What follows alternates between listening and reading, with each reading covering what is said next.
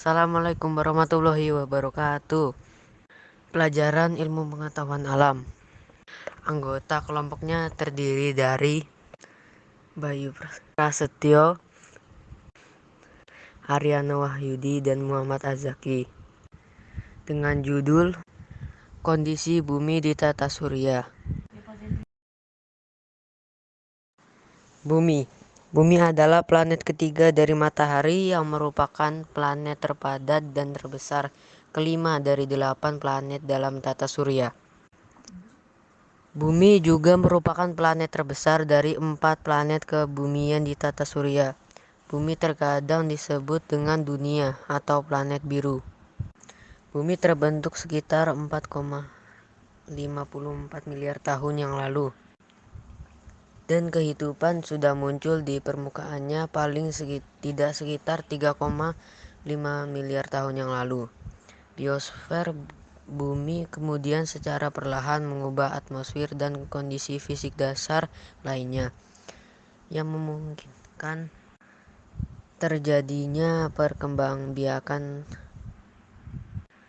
organisme serta pembentukan lapisan ozon yang bersama medan magnet bumi menghalangi radiasi surya berbahaya dan mengizinkan makhluk hidup mikroskopis untuk berkembang biak dengan aman di daratan.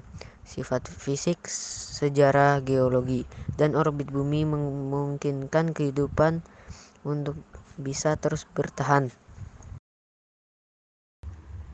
Litosfer bumi terbagi menjadi beberapa segmen kaku atau lempeng tektonik yang mengalami pergerakan di seluruh permukaan bumi selama jutaan tahun. Lebih dari 70% permukaan bumi ditutupi oleh air, dan sisanya terdiri dari benua dan pulau-pulau yang memiliki banyak danau dan sumber air lainnya yang bersumbangsi terhadap pembentukan hidrosfer. Kutub bumi sebagian besarnya tertutup es padat di Antartika dan es laut di paket es kutub. Interior bumi masih tetap aktif dengan inti dalam terdiri dari besi padat, sedangkan inti luar berupa fluida yang menciptakan medan magnet dan lapisan tebal yang relatif padat di bagian mantel.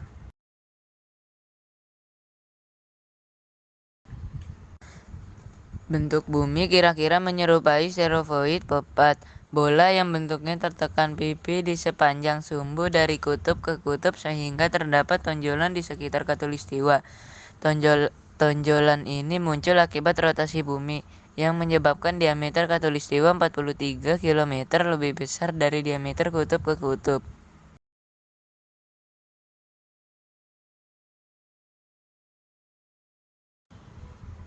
Interior bumi, seperti halnya planet kebumian lainnya, dibagi menjadi sejumlah lapisan menurut kandungan fisika atau kimia reologi. Namun, tidak seperti planet kebumian lainnya. Bumi memiliki inti luar dan inti dalam yang berbeda. Lapisan luar bumi secara kimiawi berupa kerak padat silikat yang diselimuti oleh mantel viskose padat. Kerak bumi dipisahkan dari mantel oleh diskontinuitas Mohorovic dengan ketebalan kerak yang bervariasi. Ketebalan rata-ratanya adalah 6 km di bawah lautan dan 30-50 km di bawah daratan.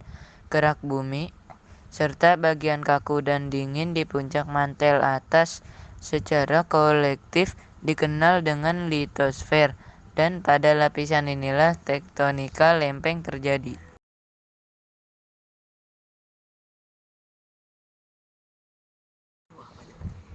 Di bawah litosfer terdapat atenosfer, lapisan dengan tingkat viskositas yang relatif rendah dan menjadi tempat melekat bagi litosfer. Perubahan penting struktur kristal di dalam mantel terjadi pada kedalaman 410 dan 660 km di bawah permukaan bumi, yang juga mencakup zona transisi dan memisahkan mantel atas dengan mantel di bawah.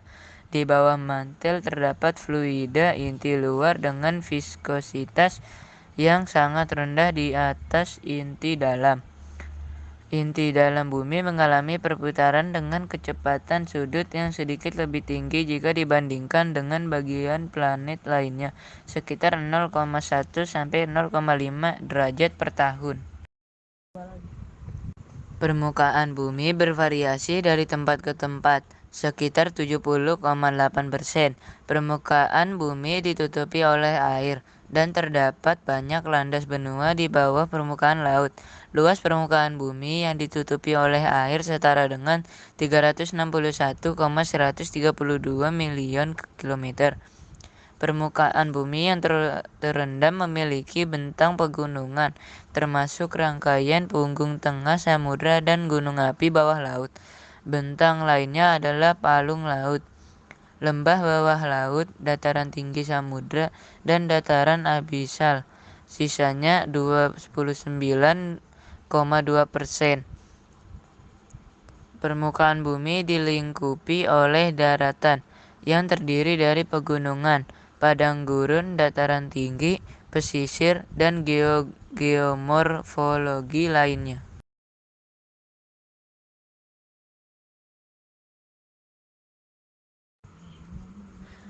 Permukaan bumi mengalami pembentukan kembali pada periode waktu geologi karena aktivitas tektonik dan erosi. Permukaan bumi yang terbentuk atau mengalami deformasi akibat tektonika lempeng merupakan permukaan yang mengalami pelapukan oleh curah hujan, siklus termal, dan pengaruh kimia, glasiasi, erosi pantai, pembentukan terumbu karang, dan tubrukan meteorit besar merupakan beberapa peristiwa yang memicu pembentukan kembali landscape permukaan bumi. Terima kasih. Mohon maaf bila ada kekurangan. Wassalamualaikum warahmatullahi wabarakatuh.